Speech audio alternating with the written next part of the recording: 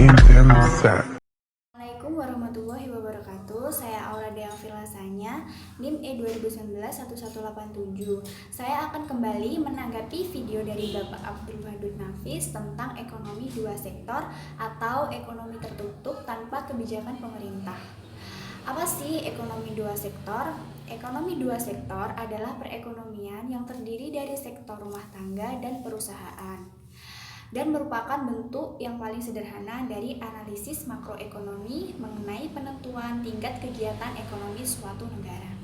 Ada aliran pendapatan dalam perekonomian dua sektor, yaitu sektor perusahaan menggunakan faktor-faktor produksi yang dimiliki rumah tangga.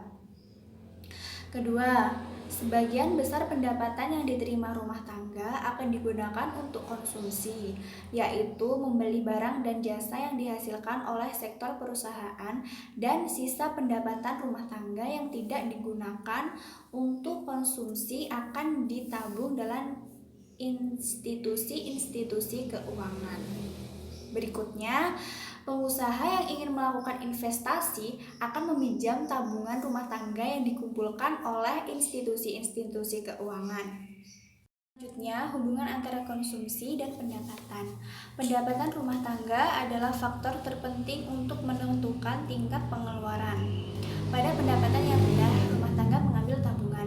Ini berarti rumah tangga harus menggunakan harta atau tabungan masa lalu untuk membiayai konsumsi. Selanjutnya, kenaikan pendapatan menaikkan pengeluaran konsumsi. Sisa pertambahan pendapatan ditabung pada pendapatan yang tinggi rumah tangga menabung.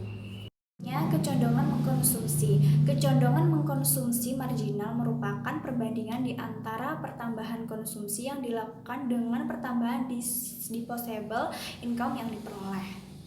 Kecondongan mengkonsumsi rata-rata merupakan perbandingan di antara tingkat konsumsi dengan tingkat disposable income. Kecondongan menabung. Pertama, kecondongan menabung marginal merupakan perbandingan di antara pertambahan tabungan dengan pertambahan disposable income. Kedua, kecondongan menabung rata-rata menunjukkan perbandingan di antara tabungan dengan pendapatan disposable. Lalu ada fungsi konsumsi dan tabungan. Fungsi konsumsi yaitu suatu fungsi yang menggambarkan sifat hubungan antara tingkat konsumsi rumah tangga dalam perekonomian dengan pendapatan nasional atau pendapatan disposable. Dan kalau fungsi tabungan yaitu suatu fungsi yang menunjukkan sifat hubungan antara tingkat tabungan RT dalam perekonomian dengan pendapatan nasional atau pendapatan disposable. Saya akan menjelaskan investasi dan fungsi investasi. Pengertian investasi sering dikenal dengan nama penanaman modal. Investasi merupakan komponen kedua yang menentukan pengeluaran agregat. Investasi merupakan pengeluaran atau pembelanjaan penanaman modal atau perusahaan untuk membeli barang-barang modal dan perlengkapan-perlengkapan produksi untuk menambah kemampuan memproduksi barang dan jasa yang tersedia dalam perekonomian. Meliputi pengeluaran untuk pembelian barang-barang modal, penggantian barang-barang modal yang telah didepresiasikan, pengeluaran untuk bangunan kantor, pabrik, dan lain-lain, dan pertambahan nilai stok barang-barang yang belum terjual. Jumlah investasi tersebut disebut investasi bruto, sedangkan investasi neto didapat dari investasi bruto dikurangi depresiasi.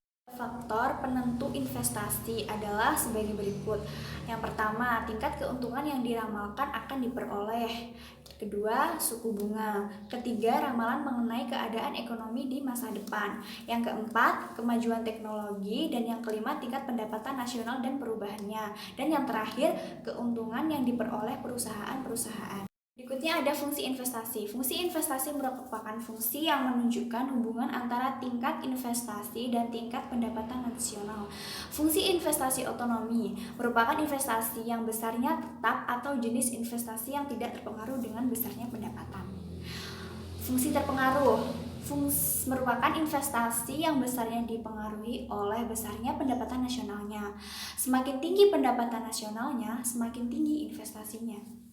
Video tanggapan dari saya. Apabila ada kesalahan dalam pengucapan kata, mohon maaf sebesar-besarnya. Terima kasih. Wassalamualaikum warahmatullahi wabarakatuh.